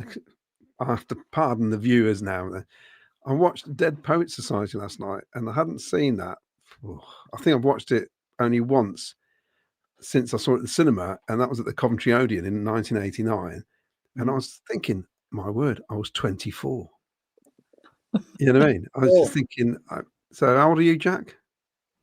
25, nearly 26. Yeah, and I watched that. I thought. So when I saw that, it was based on the things that happened in America in 1959. I thought it was only 30 years before. So that's like us watching a film now based on school life in America in 1985, which feels like yesterday still to me. Yeah, so it's really weird watching that film. Anyway, we move on. Anyway, we're going to move on because we're going to a little bit about the Player Awards. Yes. Because, tell us all about it, Claudia, because Jack's got a load of stats on the Player Awards. Because we were asked to do this, weren't we? Because obviously the club never had an official Player Awards night last season. We had ours. Obviously, Jack Redoney won ours, but the official ones weren't there, were they, Claudia? No. Did you all just disappear then? No, we're still here. Oh, that was me then. That was weird. Anyway, I think the internet had enough of you talking. Oh, has he gone? Oh, you're frozen now. As such. Oh, go on. So basically, I was asked if we could do something, and that's what we've done. I'm gonna leave the studio and come back in again because it's gone a bit weird here. Okay. Well, Jack's going to show us all these. Go on, Jack. We can tell us about these Player Awards. Yes, so we had these over on our Twitter page for 4 days this week. So sorry if you didn't have a chance to get your votes in. I hope they advertised it on Thursday night after I'd gone. But we did a few of these just to complete the archives, as you may or may not have heard Claudio say there. So Player of the Year, I'm sure none of you are surprised to see that 82% of you have voted for Jack Redoney. All I'm going to ask is, who are the 18% that didn't vote for Jack Redoney? That's what I'm surprised by. Everyone's got an opinion, obviously, but yeah, Jack Redoney romps home in that department. Again, to no one's surprise. Young Player of the Season. Now, we do run... This isn't us decision to run. This is what normally happens. And there are only 2 candidates who are 21 and under at the start of last season who actually made a senior appearance. So I could have included, the likes of a Justin Abikwu or maybe even a Ryan Howley or something like that. I think they would have qualified, but neither made a first-team appearance. So your choice was between Norman Bassett and Rafa. Norman, obviously, 18 appearances and 2 goals. Rafa, 5 off the bench and a no-goal threat. So Norman pips that one 60-40. So congratulations to a player who's no longer at our club who won our Young Player of the Season award. Well done, Norman. Goal of the season. This actually was a lot different to what I'd have thought. My personal pick is Bobby Thomas versus Stoke. And obviously BTA's wild hit from 40-odd yards. Yeah. And Torp's free kick. People talk about Torp's free kicks a lot. So I'm surprised that Jamie Patterson won this by the significant margin he did. But what a goal, what a 3 points that gave us, and obviously ended up getting us into the playoffs. So, yeah, can't argue. We then ran a best home and best away game of the season. So nobody thought Plymouth was our best home game of the season. 3-2 versus Stoke, obviously late on in the season. Good memories. 2-0 versus Middlesbrough got us into the playoffs officially. But who didn't love that 3-0 drubbing of Sunderland? I know they had the last laugh. They're now in the Premier League. But in the moment, that was a significant milestone in our chance to get to the playoffs. So that got your vote. An away game of the season was actually a game when Mark Robbins was still our manager. That's the thing that shocked me as well. So obviously 2-0 at Swansea was the first time we've won at the Liberty since, Christ knows, probably back when Claudio was a spring chicken in the 1800s or something. And 3-2 against Oxford was just a great day out. I'm sure we all remember. Sheffield Wednesday away, obviously, we got battered for most of that game. And Ellis Sims came out with a double with their goalkeeper making a howler of it in the last minute. But, like I say, that 3-0 against Middlesbrough under Mark Robbins was our favourite away game of the season as the votes. So I'm sure these will be submitted to the archives. Claudio can make sure of that. And thank you for everyone that had their input on Twitter getting these sorted for us. So, Claudia, where they're going to go in the official archives, are they? These results? Yeah, to be kept as a record, basically. So we can move on to this, and hopefully they do a proper Players Award evening. Because I'm not sure. Did they actually do one for Player of the Year? Did they actually announce anything for the fans to vote for in general, the club? I can't remember anything. No. To be honest, that was poor. It was poor. The whole situation of not having an award tonight was very poor. I mean, I don't know. It's a poor excuse, really. And then they put it back, didn't they, till they said the summer, and then it never happened at all, did it? No. In the end. No. So, yes. But Jack Madoney won our one. We had one. We have one every year, and Jack Madoney won our one, and he's now got his trophy, and hopefully we'll have photos and stuff of him receiving the trophy because he's only just received it not long ago. We managed to get it down to the training ground, so we should have a photo of him hopefully with the trophy, and he might even send us a little video. You never know. But yeah, he was our overwhelming winner, really, on Scarborough Fans TV. So we have ours every year without fail. So so there you go. Jack, how are we doing on the prediction table? Because I'm glad you asked, Ken. I'm glad you asked. So obviously for this Leicester game this weekend, both Miles and Vicky went for a 2-1 win. Ken went for a 3-2 win. Yeah. So all thinking there's going to be goals in this game. Claudio went 2-2. So he thought there were goals in this. I went 1-1. So both Claudio and I got the result correct, not the scores. So before I show you our points, this is the state after 6 games. No one's got correct score. Yeah, I've got 4 correct results. Claudio's got 3. Vicky and Ken have got 2 each. Miles only 1 correct result out of 5. That's quite poor, I think, Miles. And also, don't forget, Miles didn't even put Cov in the top 6. So no. just to remind you all about that.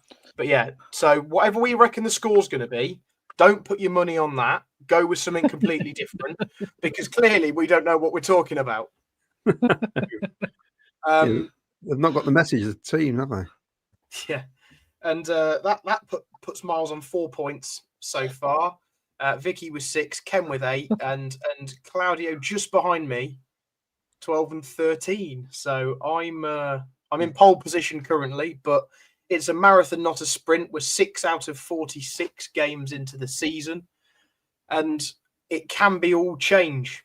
It really can. Miles can get a correct score this weekend, perhaps. He gets 6 points, and all of a sudden, he's back in the running. So there you go. A long way to go, though, of course, as you say. It's a marathon, not a sprint. So there is a long way to go, and a lot of games to be points to be won and lost, as they say. So, right, I was going to ask you. I'll go back to the question. Come on. It's a great comment from Wayne. Goes, Miles has more points than Sheffield United. Well, I think there are people that have been caught speeding recently that have got more points than Sheffield United. Go on then, Mark. Yeah, you're right there. 100%. That is. It's just fact, isn't it? It's a fact. Claudia, go on. Any more comments? Yeah. Gordon Tulliart wants to know what time the speedy night starts. Well, if you'd be there we'll be there early, but the doors will open from, I presume, 7 o'clock, and we'll be looking. It doesn't say on the poster. It doesn't say on there, but I'm going by 7 o'clock. Doors open. We'll be looking to start around 7:30ish. That's a normal time. So if you get there as early as possible. Colin Bramfield says, am I right? Speedy's first game for us was in the Charity Shield. It was. It was, yeah. And what a disappointing game that was. Alex Al, I presume Gary Bennett's Speedy punch-up at Sunderland will get discussed. Yes, it's in one of the questions.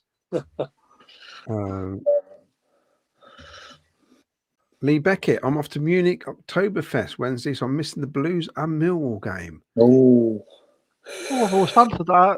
We'll have to get the feedback how good it was when you get back. Pagagon, unfortunately, I'm away, but I hope you can ask Speedy a few questions about the dark side of being a soccer agent.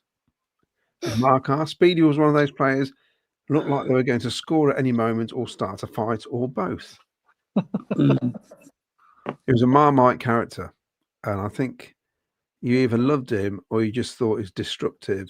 And also, I think, unfairly, and about you, Ken, he got a lot of the blame of the breakup of the team as well from '87, because somehow they had to fit him in there. Houchin he left not long after. It was all a bit. There's a lot of rumours going around that he upset the dressing room and stuff like that, but I don't think he did. Whoa, hold on, guys. You can't be giving out all this information. We've got an event in a week, less than a week. You can't be giving it all out now. We're not giving out too much. We're just saying what we heard back in the time. Yeah, we're giving a taster. Yeah.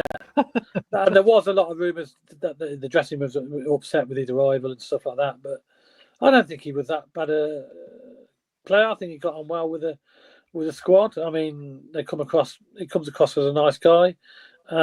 He's one of them players, you hate him to play against him, but you love him to be in your team. That sort of player. A bit like Dennis Wise, weren't he, when he came and joined us? That sort of player that all the opposing fans hate him. He got a lot of stick off opposing fans. But I thought he gave his all for Coventry City. I thought he was a fantastic player. Scored some fantastic goals as well. I think it was 4 seasons he spent with us, I think, in the end. Yeah. I thought it was a great signing. And Joyner can't share the pic, but Jodie Turner and some friends walked from Cov to Leicester yesterday for Zoe's Place. If you go to the Zoe's Place website, I'm sure there'll be somewhere there. Yeah, send us a pic. If you've got a pic, or if we'll put it up on the programme, we'll give it a bit of publicity on the next show. If you send us a picture, we'll mention it. Wayne Go says, didn't they have a player awards night for 23-24? Yes, but not 24-25. Yes, they had the one the previous season, yeah. Alex Al, Samosa has more points than Sheffield United. And a bit more oomph as well at the minute. I love Ian Samosa. Small, A cocktail stick has more points than the blades. This is good. They're all getting. Oh, I'm getting them all in there. Yeah. As does a pencil, says Wayne Ghost. Craig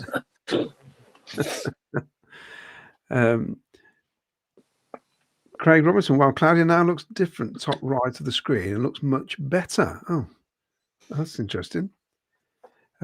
And joining Speedy's first game was friendly against Hereford in 1987. They paraded the cup round the pitch. Here we mean an official game, Anne, not just like a friendly. Rob Nichols, I trod on Speedy's toe accidentally in the Rose and Crown on the Walsgrave Road one evening, and he lives to tell the tale. Brilliant. Lee Beckett, Matt Godden was in the Vic's box today at the Gunners game. Yes, so was Rich Overson. Yeah. Yeah. Dark Farts, a knife has more points than Sheffield United. Right. Can we just have a brief chat about Ellis Sims? Yeah, I mean, is he going to be positive, Claudio? No, I'm just going to say, I just feel that this lad, it's just not going to happen, I don't think, at Coventry City. I just don't How think... much time, then, do you give him? None. And I just don't think it's going to happen for him. I just think it's just one of those things. I mean, and he could go somewhere else and it could all work out hunky-dory. It happens at a lot of clubs. But yeah, but trouble is Lampard likes... Well, he's obviously kept hold of him. Well, He hasn't tried to get rid of him on loan or anything, has he? So he's kept him. Or did we? Or did we? We don't know. We're just... I had this discussion before the game, actually, with a few friends. And it was a case of no championship club's going to want him because is he that good? We don't think so. Before you jump in, Vicky, we don't think he's that good for the championship. And would a League One club want him? No, because they can't afford his wages or to pay us the 3, 4, 5 million that we want for him. They might say, oh, yeah, we'll offer him $1 million and take a pay cut, but he's not going to want that. The club aren't going to want that. So it's a tricky situation all round. The only way he's going to go for any decent money is if he gets better. But if he gets better, we don't want to sell him. So this is the problem that you're in, weirdly, that he'll probably just fizzle out and go for free in a year or two's time whenever his contract's up. The worry is there's been a massive drop-off from that first season. You know, and I don't know. I was going to say, Claudio, because you said... I was going to say that, Claudio, because you said it doesn't seem like it's going to happen for him here. But what's weird is it did happen for him in that first year. It's not like there's other strikers that we've brought in that it didn't happen. That's what's the weird thing, isn't it? That first season, it did happen, and he was JSB Player of the Season that season. So there was lots of like fans loving him, and then it's just fell away. But I think someone's just put in the comments about. It's the system that we play that doesn't suit him. And I know we've spoken about that a lot on the show, haven't we? But that's why I don't entirely agree with Jack, though, because it's not that he's not good enough for the championship. It's that he doesn't suit the style that we play. And so, like on Saturday, like you said, we brought him on, but took Sakamoto off, which was always going to be the player that was most likely to create chances for him. So we just don't play a system very often. The only time we played a system that suited him last season was when White was injured, so him and Asante played together. And they both scored and did well during that period because it was playing in a system that suited. But that's not Frank's preferred style. So if we've got a fully fit squad, we're not playing to his strengths. But there are other championship teams that would want to play to his strengths, or we've got players that would create chances for him. So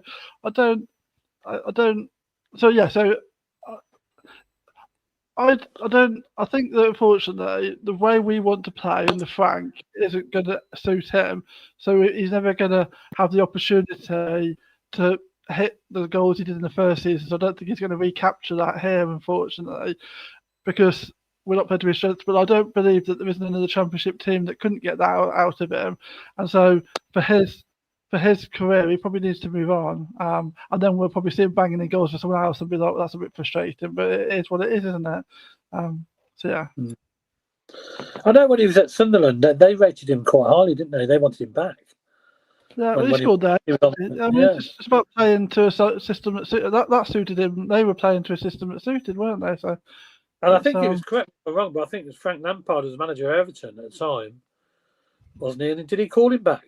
He called him back. Yeah, didn't but then he got sacked, Frank. Unfortunately, so Yeah. then David Moyes came in and he didn't play him as much. So that was unfortunate. he? Yeah. They called him back because of what's his name? The forward was injured, wasn't he? Yeah. And he didn't. I think he only started one game for him, but at Sunderland he played up front with Stewart, didn't he? So there's two of them playing up front together. Yes. So they kind of complemented each he's other. definitely suited to two up front scenario, isn't he? I mean, I thought it was a great signing when we signed him. I even posted stuff on social saying this is a great signing from what I'd seen. Yeah. And maybe in that first season he hasn't got maybe somebody putting an arm around him. I mean, it sounds daft, but because he's dropped off massively.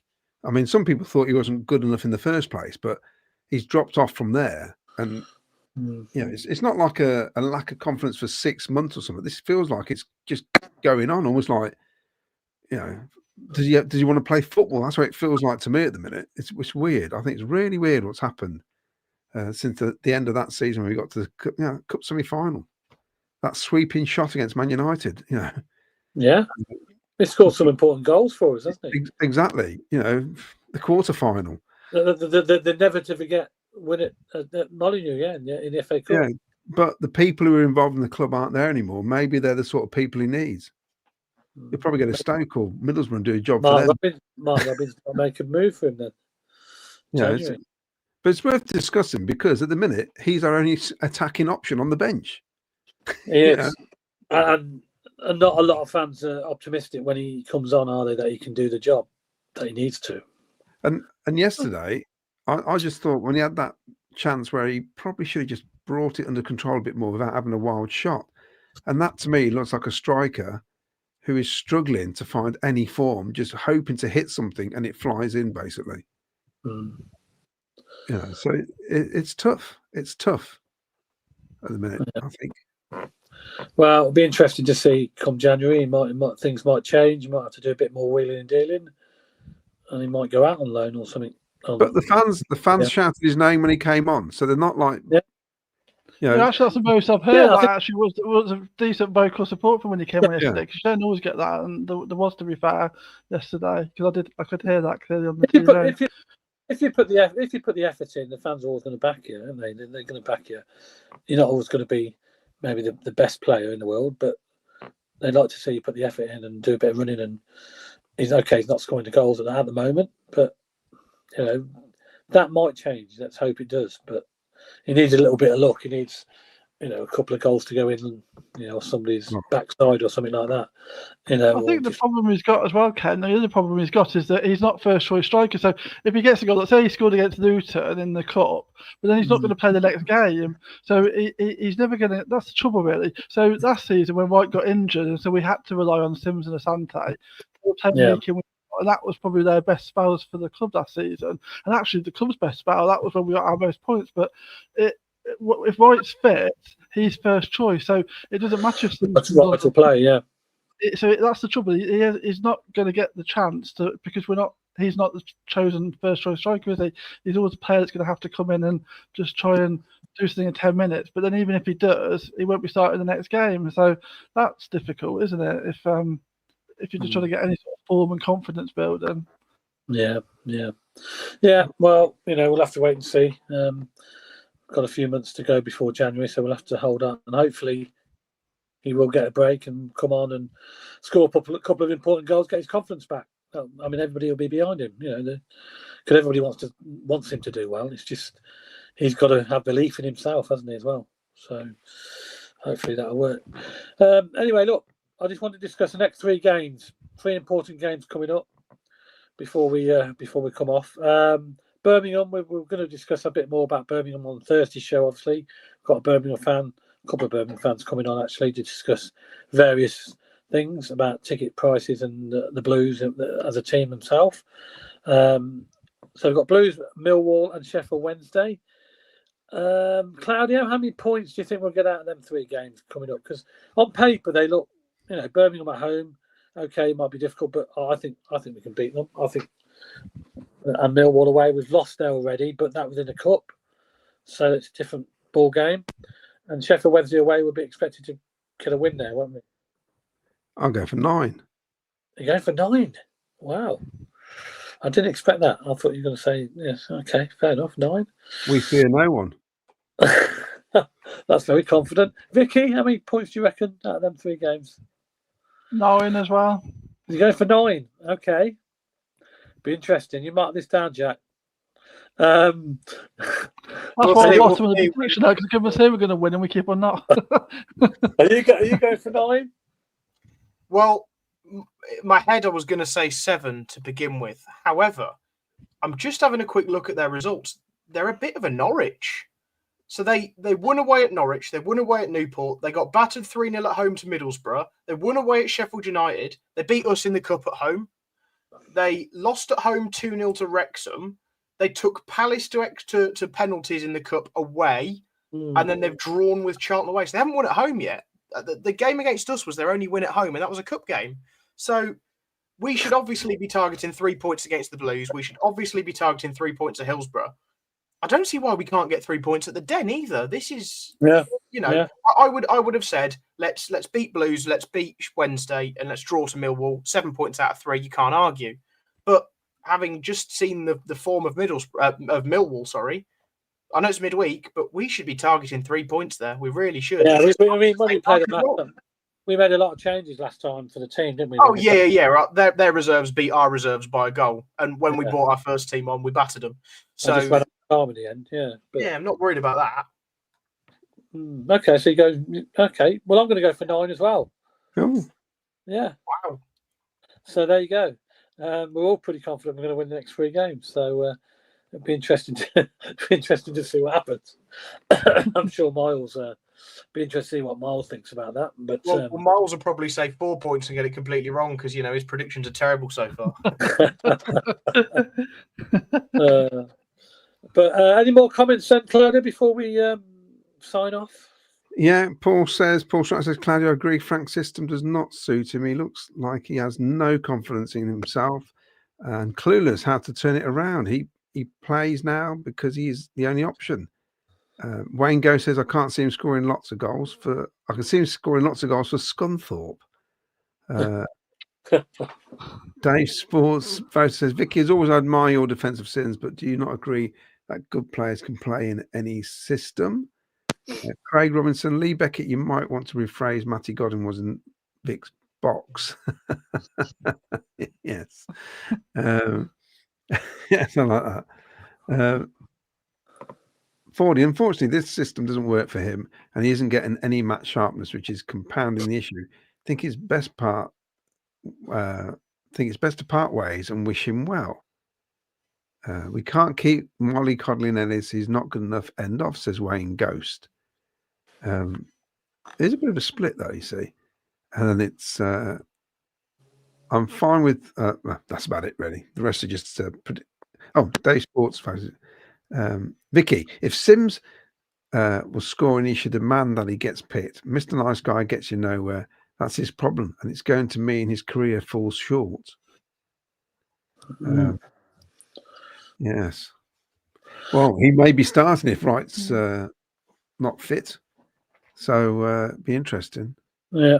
Paul Stratton's just come on and said, fully fit squad, we should be getting 7 points. Injured squad, we may struggle. Going back to squad depth. That's what it is, isn't it? It all depends on the injuries and if we can keep players fit. Because once your main players like Madoni and Hadji Wright pick up injuries and they're not in the team all of a sudden, we haven't got the players to replace them, have we? That's the problem. Well, yeah, not as good as, yeah. No, but I imagine Blues are the same and the other teams are the same, aren't they? So you can't think about it, can you? You just got to keep going. Yeah, you got. Of course you have. And Wayne Ghost has come back and said, what's he say there? The thing with Ellis is he needs cheering on, but doesn't give us anything to cheer for. Well, maybe a couple of goals against Birmingham will do the trick if he comes on. You never know. Lazy podcast, Claudio? Yeah, the latest one was last week. It's live on YouTube and Spotify.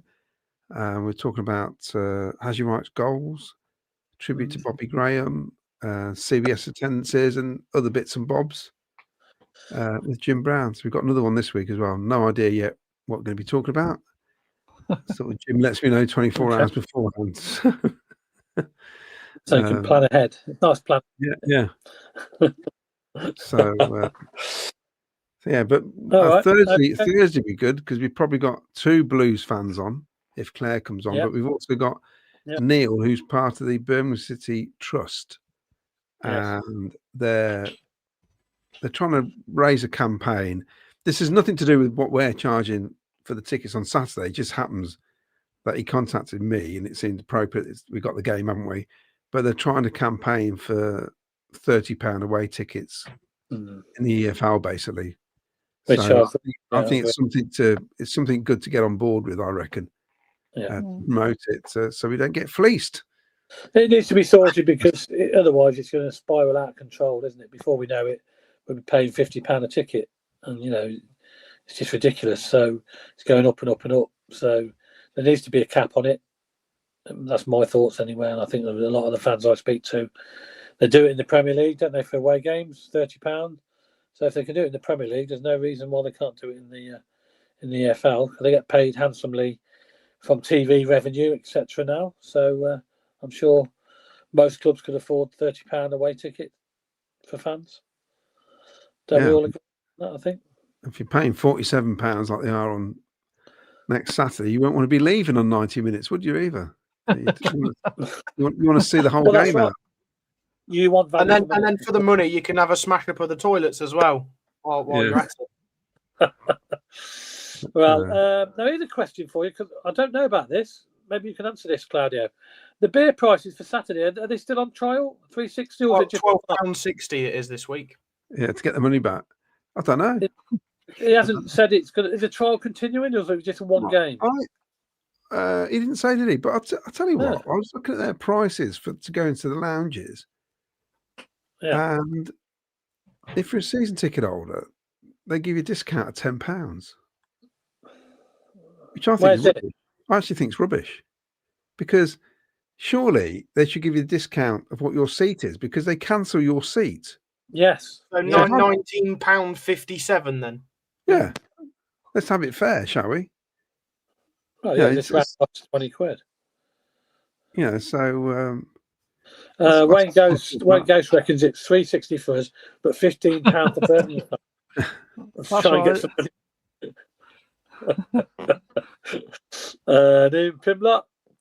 Yeah, but the toilet refurbishment every year is a big hurdle for Blue Noses to overcome.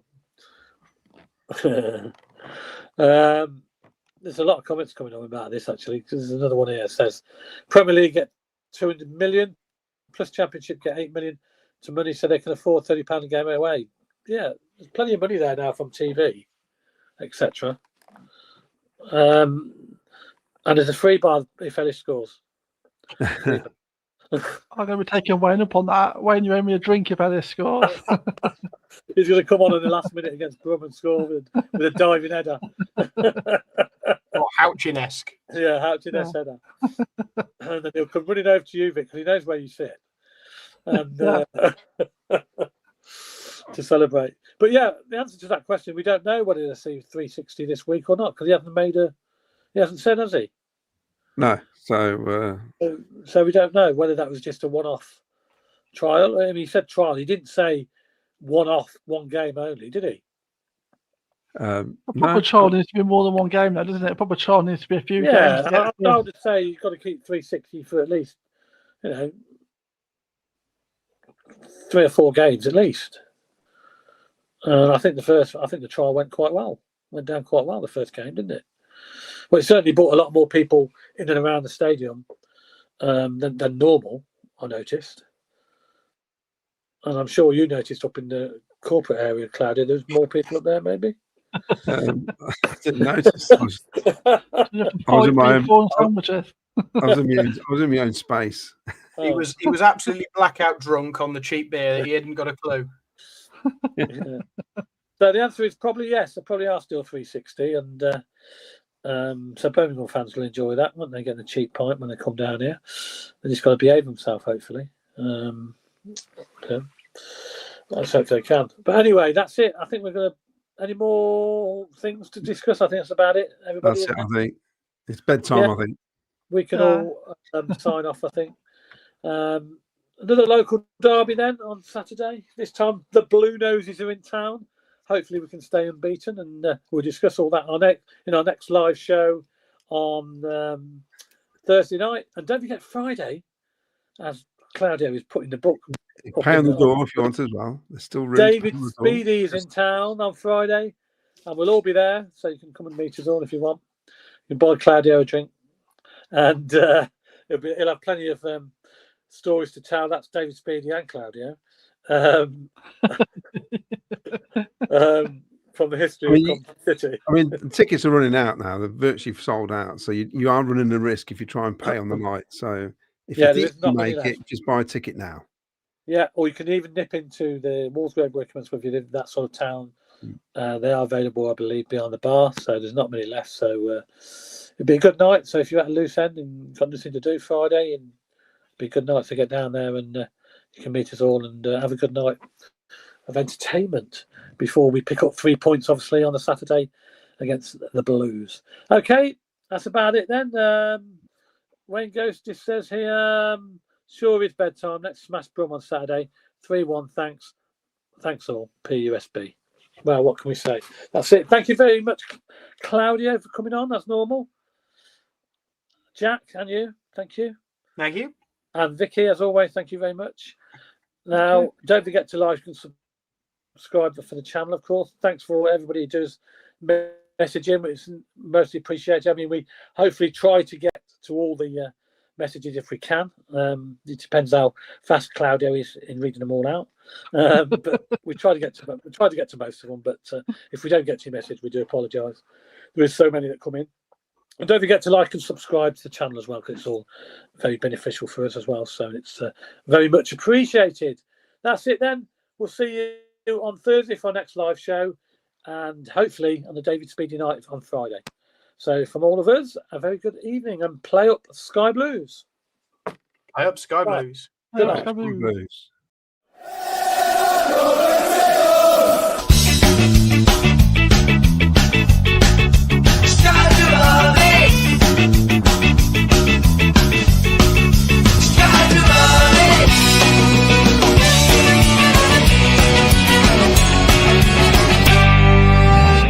Sky Blue Fans TV, for the fans, by the fans.